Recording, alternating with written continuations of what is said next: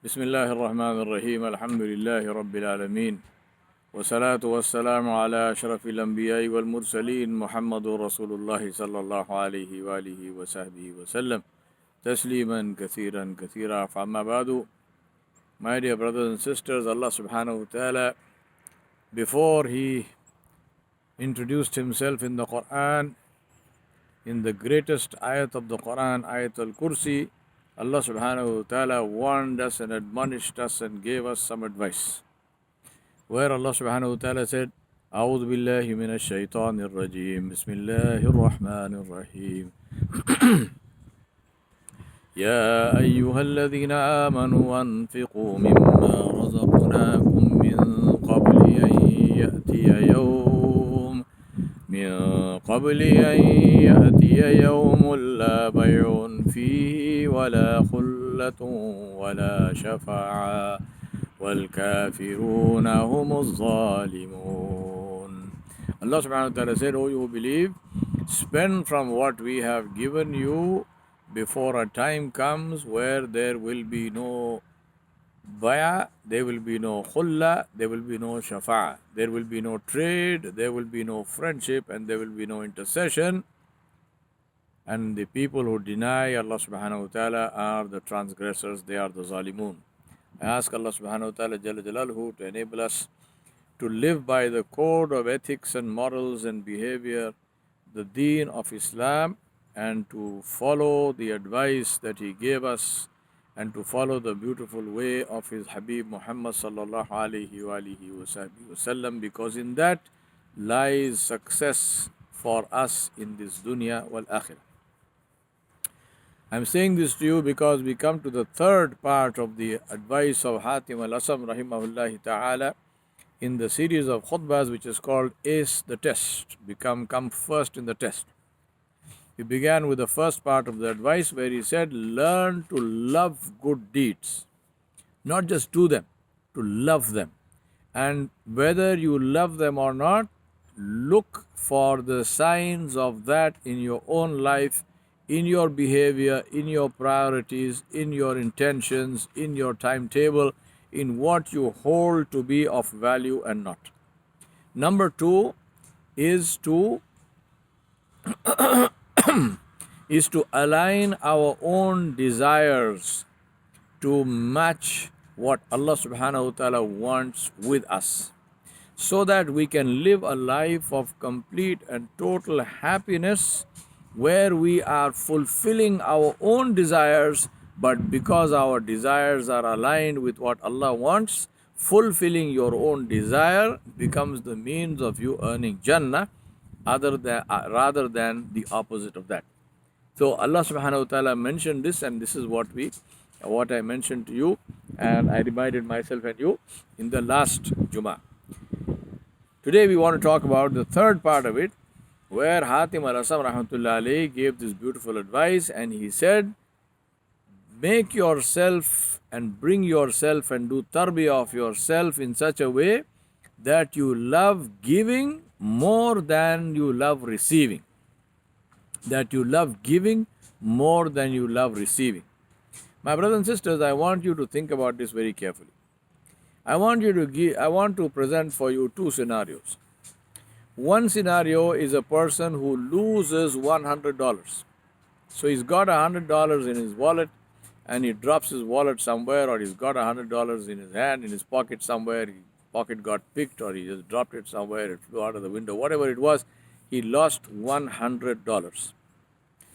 You've got the same person who gets this absolutely fantastic tip about this new share that is coming onto the share market.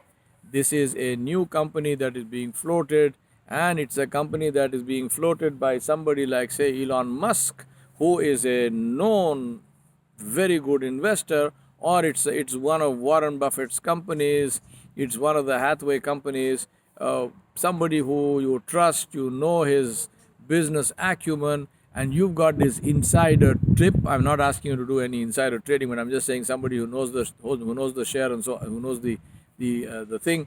He gives you this tip, and the same person who lost $100 invests $100,000 in this share. So on the one hand, you got somebody who, the same person who dropped his $100 bill somewhere, and it got lost, and the same person has now invested $100,000 in this script, in this share. Now, if you go to this person and say what you felt for these two things, what did you feel? In both the cases, we are looking at, if you looked at this man's bank balance, when he lost $100, supposing that just, if that would be registered in his bank balance would be whatever it was minus 100, right? Minus 100. You ask him, how did you feel? He said, oh, I felt bad. It's $100. Yeah, maybe I can afford it, but I don't like to lose money. I mean, I just lost it. I mean, I feel like a fool. Why? How come I lost this money, right? So his bank balance will show minus 100, but he lost it, so he feels bad about it. The same person, same bank balance, after he has paid for the script, his bank balance is going to show minus what? 100? No, 100,000. It's going to show 100,000 minus 100,000. You ask him, how do you feel? How do you feel losing $100,000? He will tell you, what are you talking about? I didn't lose $100,000. I invested $100,000. Right? What do you mean lose? You're nuts. So you say, no, hold on. Here is your bank balance. Here's your bank statement. See the sign, this dash like this. I don't know whether you studied math or not in your school, but when you put a dash like that before a number, it means minus, negative. It came out of your... He will say, no, hold on. You are the guy who needs to study math. We are not talking about what came out. We are saying, what did it come out for? You understand the difference? We are not saying what came out or how much came out. What did it come out for? So I spend money and I call it an expenditure. What is the difference between an expenditure and an investment? In terms of the transaction, both are expenditure, right? If you take the P&L account, or you take the balance sheet, or you take the bank statement, it will show as net cash outflow. That's what it's going to show. Here is my statement. Money came out of my bank. The bank statement does not show why it was spent. It just shows that this money came out of my account. So my account is now whatever it was less this amount of money. But when I'm looking at it, when I'm assessing it, when I'm doing say for example a statement of my financial health or my financial business acumen, call it what you want. If I'm auditing that, how would I account for this? What would I call it? Both are expense, but what's the difference between an expense and an investment? An expense is something which is really net cash outflow. It has gone, finished. I did not get any return for it. So an expense is something where I spend money and I do not get any return for it. The worst of it is actually losing the money because you got nothing at all for it. You just lost it. But even otherwise, it is an expense. I go buy myself a shirt. It's an expense. I got a shirt, sure, but what's an investment? An investment is also spending, but it's an expense. It's a spend on which I get a return. So I am unhappy losing $100, but I am very happy having, within quotes, lost or spending $100,000 because I am putting that $100,000 in something which I expect to give me a huge return. My brothers and sisters, I ask you to think about charity in this way, because that is what Rasulullah Sallallahu Alaihi Wasallam taught us. That is what Allah Subhanahu Wa Taala taught us. And that is the meaning of to learn to love giving more than receiving. Please understand, this is not a struggle. You will love giving more if you understand what is happening when you are giving. And you will realize that you are not giving at all. You are giving, but you are investing. It's not going away. Allah subhanahu wa ta'ala revealed, لَن تَنَالُوا الْبِرَّ حَتَّى تُنْفِقُوا مِمَّا تُحِبُّونَ وَمَا تُنْفِقُوا مِنْ شَيْءٍ فَإِنَّ اللَّهَ بِهِ عَلِيمٌ. Allah subhanahu wa ta'ala said, you cannot reach the highest level of piety, al-bir, until you spend in the path of Allah that which you love the most. And Allah subhanahu wa ta'ala knows what you are spending and why and how and so on. When this ayat was revealed, one of the greatest companions of Rasulullah sallallahu alaihi wasallam, one of his greatest Sahaba, Abu Talha al-Ansari radiallahu anhu, he came to Rasulullah sallallahu alaihi wasallam with some papers and said, Ya Rasulullah, I would like to give this in the path of Allah subhanahu wa ta'ala. So I brought these papers. Nabi sallallahu alaihi wasallam saw them. He said, what is this? He said, these are the papers for my date garden, for my orchard, which was considered to be one of the most valuable pieces of real estate in Medina. It was a fully mature orchard with a huge yield. It had a well of sweet water in it. It was very, very thickly shaded. Rasulullah sallallahu alaihi wasallam sometimes used to go and sit on the parapet of that wall. It was so peaceful and cool. Abu Talha Ansari radiallahu anhu came and said, Ya Rasulullah, I brought this. I want to give this away in charity. Rasulullah sallallahu alaihi wasallam said, why do you want to give it in charity? He said, Ya Rasulullah, because I heard this ayat of Allah which came from you, and that is, لَن تَنَالُوا الْبِرَّ حَتَّى تُنْفِقُوا مِمَّا تُحِبُّونَ. Allah subhanahu wa ta'ala said, you cannot reach the level of piety until you give in the path of Allah that which you love the most. And he said, among all my properties, this is what I love the most. This is the most valuable of the property that I have, the most valuable piece of real estate that I have. So I want to give this in the path of Allah subhanahu wa ta'ala. So what was Abu Talha al-Ansari doing? Was he losing money? Does this sound like a story of somebody making a colossal mistake? Or does it sound like a story of somebody who understood the principle of investment so beautifully that he decided, this property I like so much, I want this for myself. So I am going to put it in a place where it will never be lost. And I will put it in a place where I will get now a return, and that return is what? Man jaa bil hasanati falahu asharu amthaliha. The minimum return of that is 1000%, 10 times. 10 times. What can be better than that? What can be better than that is what Allah subhanahu wa ta'ala himself said. Where Allah subhanahu wa ta'ala said, the one who spends in the path of Allah subhanahu wa ta'ala is like the one who plants one seed of corn, and from that grows a plant, and the plant has 7 years of corn, and each year has 100 seeds. So one seed gives him 700 seeds. 7 years, each year has 100 seeds. So one seed gives him 700. And then Allah said that Allah will لِيُضَاعِفُ لِمَنْ يَشَاءُ Wallahu yudaifu liman yasha. Allah subhanahu wa ta'ala will then increase it as He wishes in keeping with His majesty and grace. So it is not restricted to 700. 700 is just a number which is told to us to help us to understand in some small minute way the glory and magnificence and generosity of Allah subhanahu wa ta'ala jalla jalaluhu. Investment 1:10 minimum. My Rabb jalla jalaluhu does not give less than that. 1:700, which He said, and then He did not restrict it to that. He said Allah will give even more in keeping with His majesty and grace. وَمَا تُقَدِّمُوا لِأَنفُسِكُم مِّنْ خَيْرٍ تَجِدُوهُ عِندَ اللَّهِ هُوَ خَيْرٌ وَأَعْظَمَ أَجْرًا.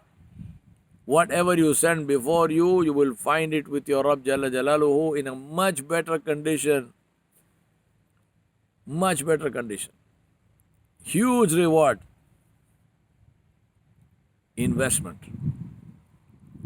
How can you learn to love giving more than receiving? By understanding what is the meaning of giving. You will never love giving more than receiving as long as you have to struggle with giving. As long as you see giving as an expense, as a sacrifice. And that is why I say to people, think investment, don't think sacrifice. This is one of the problems of the way that we have taught Islam. May Allah forgive us. May Allah forgive us for the way in which we have made the wus'at of the rahmah and of the maghfirah and of the generosity of Allah subhanahu wa ta'ala, we have taken this wus'at and made it mahdood. We have taken His glory and magnificence and we have constricted it and restricted it in line with our small minds and our small hearts. What do we say to people? We say, दीन के लिए कुर्बानी कीजिए, दीन की राह में कुर्बानी कीजिए, अपने माल की कुर्बानी कीजिए. In Urdu, huh? In English, what do you say? Sacrifice for the sake of Allah. Sacrifice your wealth in the path of Allah. Let me ask you a very simple question. What is sacrifice? Please describe sacrifice for me. What is sacrifice? Can I, for example, say to you that, you've got this lovely car, you've got this Maserati, you've got this Mercedes, you've got this, BMW or whatever it is you have. Can I, and you are my very good friend, so can I say that I'm going to sacrifice your car in the path of Allah? Right? Here is this person, here is the Sheikh who is telling us sacrifice in the path of Allah. So I say, Sheikh, I'm ready. Musta'id inshallah. Yes, what will you sacrifice? I will sacrifice his car.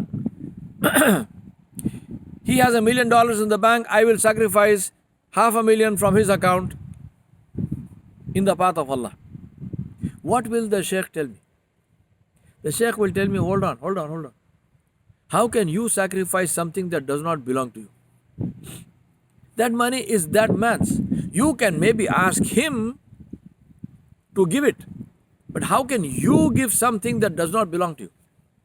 So my submission to you is, please think about this. It's not semantics. I'm trying to help you understand this. So that you, from now onwards, from the minute you hear this khutbah, you will stop using the word qurbani, you will stop using the word sacrifice in the case of Islam. There's no sacrifice. Please understand this. Sacrifice is a bad word, dirty word. Junk it, trash it, throw it, forget it. There's no sacrifice. Because my Rabb Jalla Jalaluhu, Huwa al-Qawiyyu al-Aziz, Huwa Rabbul Arshil Kareem, Huwa Khaliqu Samawati wal Ard, Huwa Fatiru Samawati wal Ard, Huwa Badi'u Samawati wal Ard, Huwa ala kulli shayin qadir. He does not need your sacrifice. He owns everything, he has everything, it all belongs to him anyway. Forget sacrifice. And you know why? Two things. Any sacrifice, for whatever it is, anything,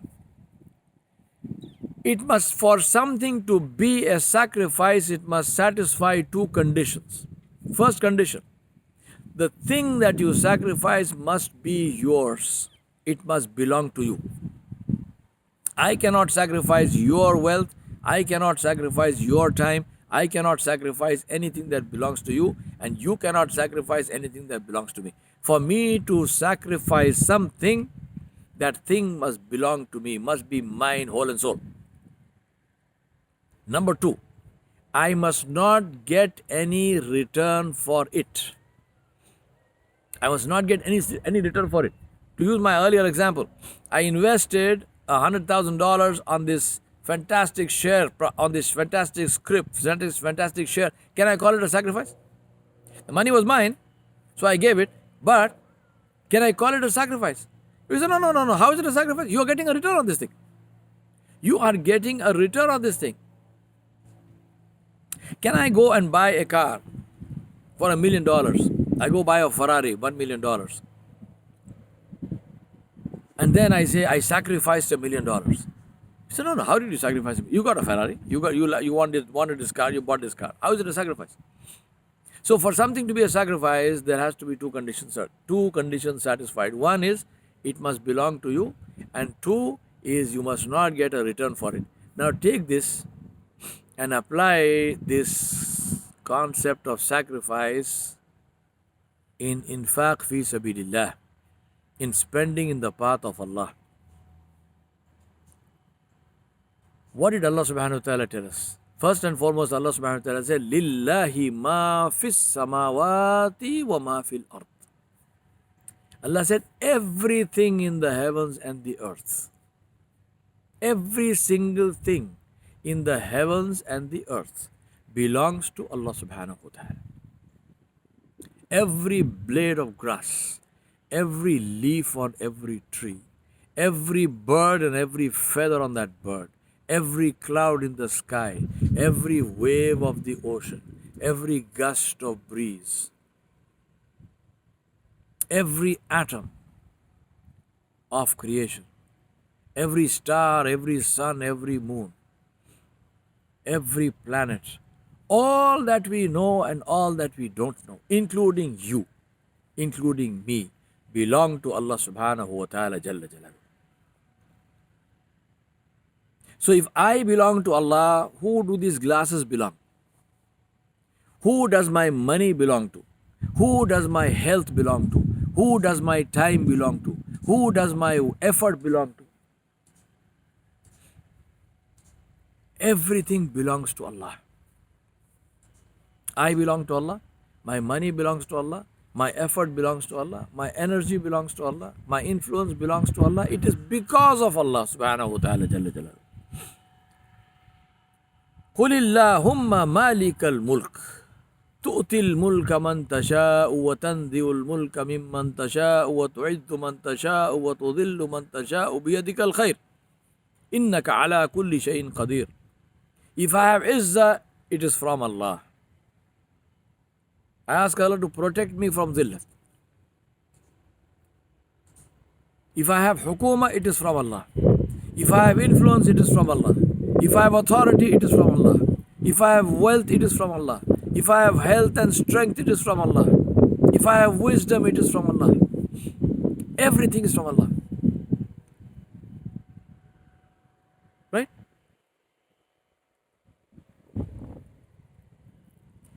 First point.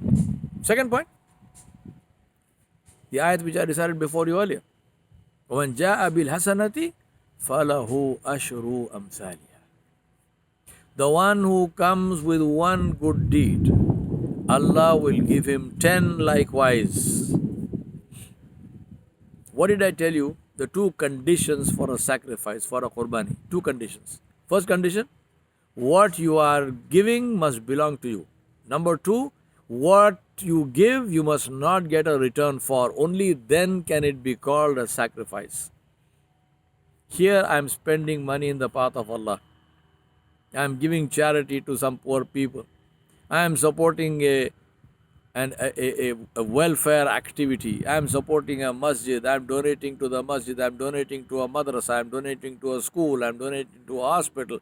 I am donating to some good work being done. I am donating to fight oppression wherever it might be raising its ugly head. Whatever good work that I am donating for, what am I donating? I am donating what doesn't belong to me. I am donating what Allah gave me. Allah said, here it is, give it. I give $100 to my employee and I say, go and put it in this account. Whose name will be written as the donor in that account? My name or the name of my servant? Here is Allah subhanahu wa ta'ala. He gave me everything. He owns everything. This is His mercy. This is the mercy and generosity of my Rabb Jalla Jalaluhu and your Rabb Jalla Jalaluhu, who even when we spend what He gave us, which doesn't even belong to us, He told us He will give us a return, and that return is 1000% minimum. Minimum 10 times. This is His generosity and grace. So first condition for charity, it must belong to you, not satisfied. Second condition, you must not get a return, not satisfied. Then how is spending in the path of Allah sacrifice? So what is spending in the path of Allah? It is what the Sahaba of Rasulullah sallallahu alaihi wasallam understood so well, which is why somebody like Abu Talha al-Ansari can come with this property worth in today's amount millions and say, Ya Rasulullah, I am giving this in the path of Allah. Why is he saying that? Because he knows he is not going anywhere. He knows it is not going anywhere. He knows it is coming back to him in a much better form He knows he's investing. Here is this script, here is this insider information on the thing. You're running with the money and saying, please take this from me, please take this, buy it, give me this script, give me this share, because I know this is what is going to happen to my money. It's going to get multiplied multifold. Sayyida Aisha Siddiqa radiallahu anha, the hadith I narrated two Jumas ago, all of you know this. Nabi Sallallahu Alaihi Wasallam returned home from somewhere. She said, Ya Rasulullah, somebody sent a sheep, I had it slaughtered, I gave away everything, I only kept one shoulder for you because you like to eat that meat. He said, Aisha, you kept the whole sheep except that shoulder. She said, I gave away everything except one shoulder. He said, Aisha, you kept everything except one shoulder. Because what you gave to Allah is preserved. It has been given into safekeeping. It has been given to be multiplied multifold. What you keep, we will answer for. My brothers and sisters, this is a very important thing. This is the way we are going to love, giving more than receiving. And this is the third secret to acing the test called life. Becoming first in the test called life. And what is that secret? To love giving more than receiving. And the people who know that, who do that, who are able to do that, are the people who understand that giving is not really giving. When it's talking about giving in the path of Allah, it is not giving, it is investing. It is not sacrifice, it is not net loss. It is an investment, it is net gain. Sayyidina Ali bin Abi Talib radiallahu anhu was sitting outside his house. A man came and he came with a horse, and in some narration it says camel, whatever it was. He came with this animal and he said to Sayyidina Ali, will you... No, a man came, not horse, a man came. Sayyidina Ali radiallahu anhu was sitting outside his house, and a man came asking for some alms, asking for some charity. He said, I'm in need, please help me. Sayyidina Ali radiallahu anhu said to his son, Sayyidina Hassan bin Ali radiallahu anhuma, go inside and ask your mother if she has any money, please bring whatever she has. Sayyidina Fatimatu Zahra bint Muhammad sallallahu alayhi wa alihi wa sahbihi wa sallam radiallahu anha, she had 6 dinar. So she gave. See the people. She could have given 1 dinar out of that. She could have given 5. He said, tell your mother, give whatever she has. She gives whatever she has. And she knows it's going for charity. She knows it's going for charity. He's not fooling her. He's not deceiving her, right? She gave her son 6 dinar. Sayyidina Ali takes the 6 dinar and gives it to the person who's asking. He goes away, thanks him, makes dua. So now they had 6 dinar. Now they have nothing. Net loss, net gain. Think about that. Then, a little while later, a man comes with a horse and says to Sayyidina Ali radiallahu anhu, I want to sell this, do you want to buy it? Sayyidina Ali said, how much? The man said, 120 dinar. Sayyidina Ali radiallahu anhu said, well, I will buy it, I want to buy it. It's a beautiful horse. But I don't have 120 dinar right now. So if you like, what you can do is leave the horse here and come back tomorrow for the money. The man said, no problem, alhamdulillah, we know you and we trust you. So the man tethered the horse there and he went away. So then Ali is still sitting there. He's not doing anything, right? He's sitting there. This is how Allah subhanahu wa ta'ala provides to those who have taqwa. وَمَن يَتَّقِ اللَّهَ يَجْعَلْ لَهُ مَخْرَجًا وَيَرْزُقْهُ مِنْ حَيْثُ لَا يَحْتَسِبُ. The one who has taqwa, Allah subhanahu wa ta'ala provides him and extracts him from his difficulties and provides him from sources he cannot imagine. Sayyidina Ali is sitting there. He's not moved from there. So now the horse is tied there next to him. A little while later, another man comes and he sees the horse. He says to Sayyidina Ali, mashallah, beautiful animal. Do you want to sell it? I'm looking for a horse. Do you want to sell it? I would like to buy it. Sayyidina Ali says, sure. The man says, how much? Sayyidina Ali says, 180 dinar. How much did he buy it for? 120 dinar. How much did he sell it for? 180 dinar. The man said, fine, fantastic, great price. Here is 180 dinar. He takes the horse, he goes away. The other man comes, the owner of the horse. Sayyidina Ali gives him 120 dinar, which was the agreed upon price for the horse. That man is happy, he's gone. How much is left? 60 dinar. He calls his son Sayyidina Hassan radiallahu anhu, and says, give this to your mother. How much did she give? 6 dinar. What did she get back? 60 dinar. 1:10 in this life itself. Sayyidina Ali radiallahu anhu never had a doubt that Allah subhanahu wa ta'ala returns on the investment. That does not detract from whatever Allah subhanahu wa ta'ala will give them when they meet Him on the Day of Judgment. This is in this life itself.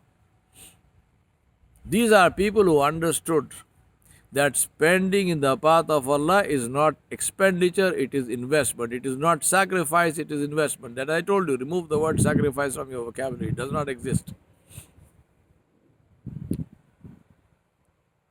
That is how, my brothers and sisters, we will learn to love giving more than receiving when we understand the meaning of giving, which is investment. That's why I sometimes say to people, give until it hurts.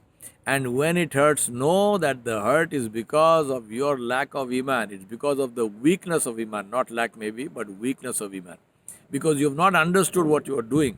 You are doing it still thinking it's a good thing, and may Allah bless you, and may Allah protect you, and may Allah accept it from you, and may Allah give you the best reward. But you are not giving it with the real intention, with real understanding. Because if you gave it with real understanding, you would finish everything and you would say, find me more so I can invest more. Now, of course, Allah subhanahu wa ta'ala also told us, don't give so much that your hand is tied to your neck. I mean, believe me, we are nowhere near that. So there's no danger of that ever happening. But I'm saying that give freely, give with an open heart and open mind, and give knowing that what we are investing with Allah subhanahu wa ta'ala is with Allah subhanahu wa ta'ala, and Allah subhanahu wa ta'ala will return it to us in the most beautiful form, in keeping with His glory and majesty and grace.